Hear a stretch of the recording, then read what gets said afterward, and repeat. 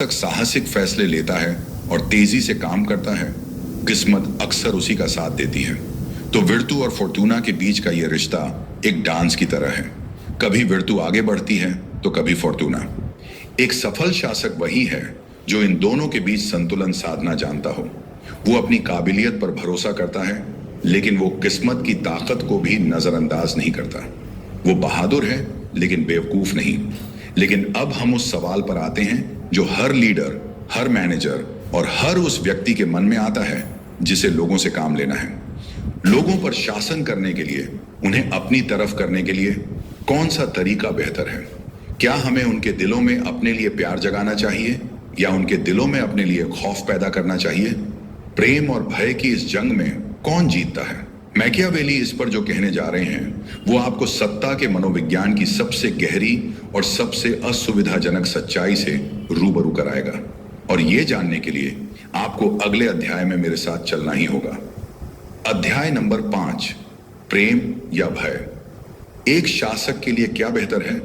दोस्तों, अब हम द प्रिंस के उस हिस्से में आ गए हैं जो शायद सबसे ज्यादा प्रसिद्ध, सबसे ज्यादा उद्धृत और सबसे ज्यादा चौंकाने वाला है। ये वो सवाल है जो सदियों से शासकों, नेताओं और मैनेजरों को परेशान करता आया है। एक शासक के लिए अपनी प्रजा का प्रिय होना बेहतर है या उनसे डरा जाना? यानी प्यार और खौफ में से कौन सा हथियार ज्यादा कारगर है? मैकियावेली इस सवाल को उठाते हैं और इसका जो ठंडा, तार्किक और क्रूर विश्लेषण करते हैं वो हमें इंसानी मनोविज्ञान की उन गहराइयों में ले जाता है जहां हम अक्सर झांकने से डरते हैं। मैकियावेली अपनी बात की शुरुआत बहुत ही आदर्शवादी तरीके से करते हैं। वो कहते हैं कि सबसे अच्छी स्थिति तो यही होगी कि एक शासक से उसकी प्रजा प्यार भी करे और उससे डरे भी, यानी वो दोनों हो। लेकिन फिर वो तुरंत कहते हैं कि इन दोनों चीजों का एक साथ होना लगभग असंभव है, क्योंकि प्रेम और भय की प्रकृति एक दूसरे से बिल्कुल अलग है। इसलिए अगर आपको इन दोनों में से किसी एक को चुनना हो तो बिना किसी शक के प्यार किए जाने से कहीं ज्यादा सुरक्षित है कि आपसे डरा जाए। ये वाक्य मैकियावेली के पूरे दर्शन का सार है। लेकिन वो इस नतीजे पर पहुंचे कैसे? चलिए उनके तर्क को समझते हैं। मैकियावेली हमें याद दिलाते हैं कि इंसान स्वभाव से कैसा होता है, कृतघ्न, चंचल, झूठा और स्वार्थी। वो कहते हैं कि प्रेम एक जिम्मेदारी और कृतज्ञता के बंधन से जुड़ा होता है। जब लोग आपसे प्यार करते हैं तो वे आपकी अच्छाई के कारण करते हैं, लेकिन चूंकि इंसान स्वभाव से मतलबी है, इसलिए वो इस जिम्मेदारी के बंधन को जब चाहे, जहां चाहे अपने फायदे के लिए तोड़ ही सकता है। आज वो आपसे प्यार करते हैं, लेकिन कल अगर कोई और उन्हें ज्यादा फायदा देगा तो वे आपको भूल जाएंगे। प्यार एक बहुत ही अविश्वसनीय और नाजुक चीज है। आप इस पर भरोसा करके अपना राज्य नहीं चला सकते। दूसरी तरफ है भय या डर। डर किस चीज से पैदा होता है? सजा के खौफ से। मैकियावेली कहते हैं कि डर का यह बंधन कभी नहीं टूटता। लोग आपको धोखा देने या आपके खिलाफ जाने से पहले 1000 बार सोचेंगे, क्योंकि वे जानते हैं कि अगर वे पकड़े गए तो उन्हें भयानक सजा मिलेगी। प्रेम लोगों की मर्जी पर निर्भर करता है, लेकिन डर आपके नियंत्रण में होता है। आप लोगों को आपसे प्यार करने के लिए मजबूर नहीं कर सकते, लेकिन आप उन्हें सजा का डर दिखाकर आज्ञा का पालन करने के लिए मजबूर जरूर कर सकते हैं। इसलिए एक बुद्धिमान शासक हमेशा उस चीज पर भरोसा करेगा जो उसके अपने नियंत्रण में है, यानी डर, न कि उस चीज पर जो दूसरों के नियंत्रण में है, यानी प्रेम। लेकिन यहां मैकियावेली एक बहुत ही महत्वपूर्ण चेतावनी देते हैं। वो कहते हैं कि एक शासक को खौफ पैदा करना चाहिए, लेकिन नफरत से बचना चाहिए। डर और नफरत में एक बहुत महीन रेखा होती है। डर तब तक काम करता है जब तक लोगों को लगता है कि शासक सख्त है लेकिन न्यायप्रिय है। लेकिन अगर लोगों को यह लगने लगे कि शासक सिर्फ क्रूर और अत्याचारी है, तो उनका डर नफरत में बदल जाएगा। और जब बहुत सारे लोग आपसे नफरत करने लगते हैं तो वे आपके खिलाफ साजिश करेंगे और आपको उखाड़ा फेंकने का कोई भी मौका नहीं छोड़ेंगे। तो नफरत से कैसे बचा जाए? मैकियावेली इसके लिए एक बहुत ही सीधा और व्यावहारिक नियम बताते हैं। जब तक बहुत जरूरी ना हो, अपनी प्रजा की संपत्ति और उनकी औरतों को हाथ मत लगाओ। जैसा कि हमने पहले सुना, इंसान अपने पिता के हत्यारे को भूल सकता है, लेकिन अपनी जायदाद छीनने वाले को कभी नहीं भूलता। जब तक आप लोगों के धन और उनके सम्मान को सुरक्षित रखते हैं, तब तक वे आपके डर के साए में चुपचाप अपनी जिंदगी जीते रहेंगे। तो मैकियावेली का संदेश साफ है। एक शासक को अपनी प्रजा के प्यार का भूखा नहीं होना चाहिए। उसे एक दयालु पिता की तरह नहीं, बल्कि एक सख्त मास्टर की तरह व्यवहार करना चाहिए। उसे अपनी शक्ति का प्रदर्शन करने से डरना नहीं चाहिए। जरूरत पड़ने पर क्रूरता का इस्तेमाल करना जरूरी है, ताकि बाकी लोगों के लिए एक मिसाल कायम हो सके। लेकिन यह क्रूरता हमेशा सोची समझी, नपी तुली और राज्य की भलाई के लिए होनी चाहिए, न कि सिर्फ अपनी सनक के लिए। यह एक बहुत ही मुश्किल संतुलन है। खौफ पैदा करना लेकिन नफरत से बचना। लेकिन मैकियावेली के अनुसार यही सफल शासन की कुंजी है। लेकिन क्या सिर्फ डर और ताकत ही काफी है? क्या एक शासक को हमेशा सच बोलना चाहिए और अपने वादे निभाने चाहिए, या राजनीति के इस खेल में धोखेबाजी भी एक जरूरी हथियार है? मैकियावेली इस पर जो सलाह देते हैं वो शायद उनकी सबसे विवादास्पद सलाहों में से एक है, और इसे जानने के लिए आपको अगले अध्याय में चलना होगा, जहां हम शेर और लोमड़ी की मशहूर कहानी को सुनेंगे। अध्याय और लोमड़ी। एक शासक को कब ताकतवर और कब चालाक होना चाहिए? पिछले अध्याय में हमने प्रेम और भय के बीच की उस मुश्किल लड़ाई को देखा और समझा कि मैकियावेली क्यों डर को एक ज्यादा भरोसेमंद हथियार मानते हैं। लेकिन सत्ता का खेल सिर्फ ताकत से नहीं जीता जाता। कभी कभी आपको अपनी बुद्धि और चालाकी का भी इस्तेमाल करना पड़ता है। इस अध्याय में हम मैकियावेली के एक और बहुत ही प्रसिद्ध सिद्धांत को जानेंगे, जो एक शासक को सिखाता है कि उसे कब शेर की तरह शक्तिशाली होना चाहिए और कब लोमड़ी की तरह चालाक। यह सिद्धांत हमें बताता है कि राजनीति में सीधे सीधे लड़ने से ज्यादा जरूरी सही समय पर सही मुखौटा पहनना होता है। मैकियावेली एक बहुत ही मौलिक सवाल उठाते हैं। क्या एक शासक को हमेशा अपने वादे निभाने चाहिए और ईमानदारी से व्यवहार करना चाहिए? उस समय के सभी नैतिक और धार्मिक विचारक इसका जवाब हाँ में देते थे। वे कहते थे कि एक राजा का वचन पत्थर की लकीर होना चाहिए। लेकिन मैकियावेली हमेशा की तरह इस आदर्शवादी बात को खारिज कर देते हैं। वो कहते हैं कि इतिहास गवाह है, जिन शासकों ने बद्दे बद्दे काम किए हैं, उन्होंने अपनी जुबान या वादों की बहुत कम परवाह की है। उन्होंने अपनी चालाकी से दूसरे लोगों के दिमाग को घुमाया है और अंत में उन शासकों पर जीत हासिल की है जो सिर्फ ईमानदारी के भरोसे बैठे रहे। इसी बात को समझाने के लिए वो हमें बताते हैं कि लड़ेचने के दो तरीके होते हैं।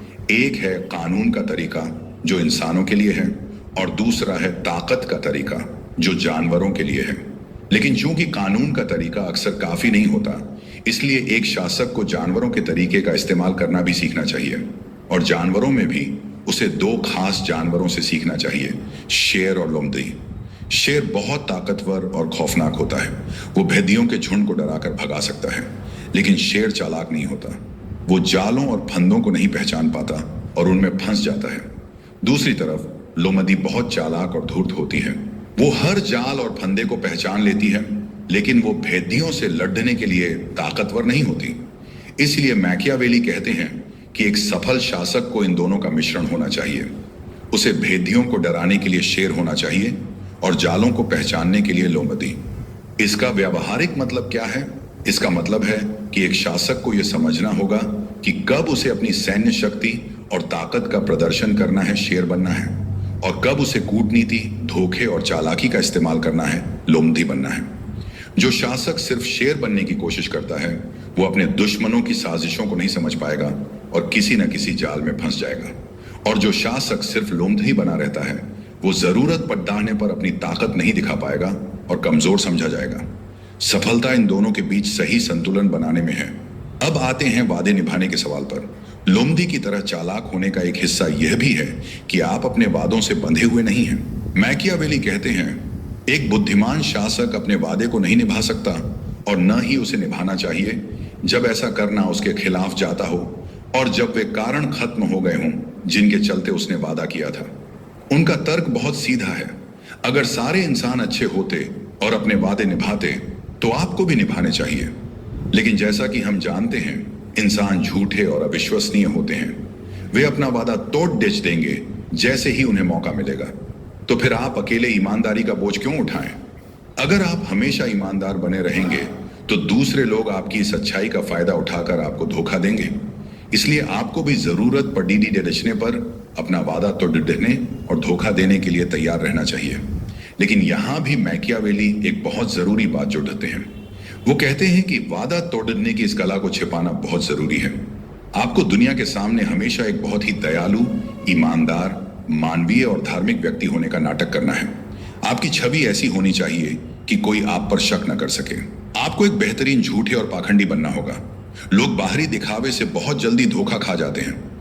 वे ये देखते हैं कि आप क्या दिखते हैं, न कि ये कि आप असल में क्या हैं। और ज्यादातर लोग इतने सीधे होते हैं कि वे आपके धोखे में आ ही जाएंगे।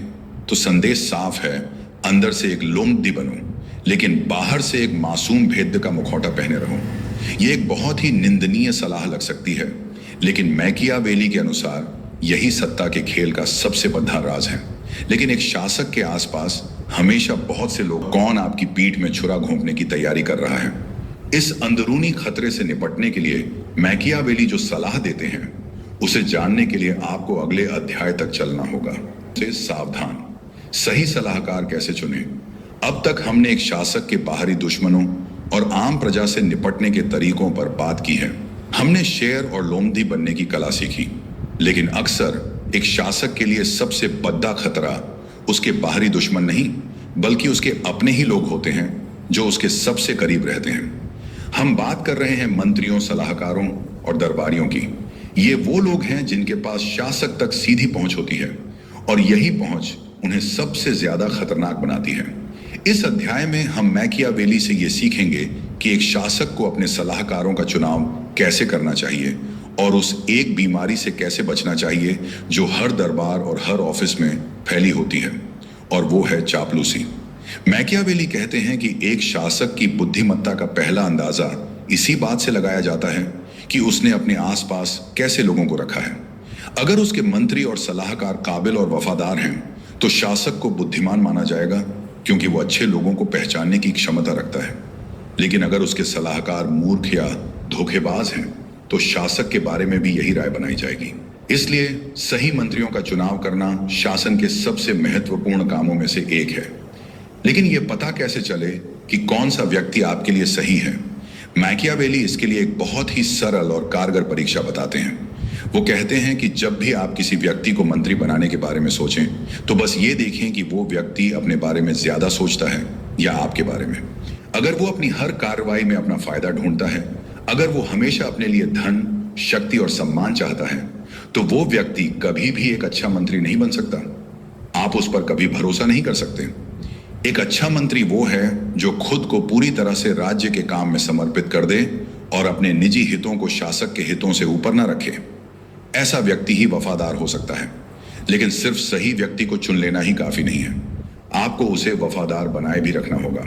इसके लिए मैकियावेली शासक को सलाह देते हैं कि वो अपने मंत्री को सम्मान दे, उसे अमीर बनाए और उसे अपना एहसानमंद महसूस कराए। शासक को उसे इतना कुछ दे देना चाहिए कि मंत्री ये समझे कि उसकी अपनी भलाई शासक की भलाई से जुड़ी हुई है।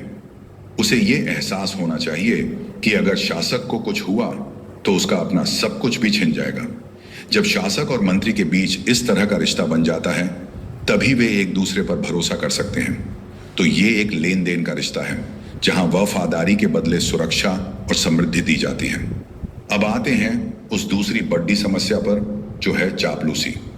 मैकियावेली कहते हैं कि दरबार चापलूसों से भरे होते हैं, क्योंकि इंसान अपनी तारीफ सुनने के लिए इतना उतावला रहता है कि वो आसानी से इस धोखे का शिकार हो जाता है। चापलूस वो लोग होते हैं जो शासक को हमेशा वही बात बताते हैं जो वो सुनना चाहता है, न कि वो जो सच है।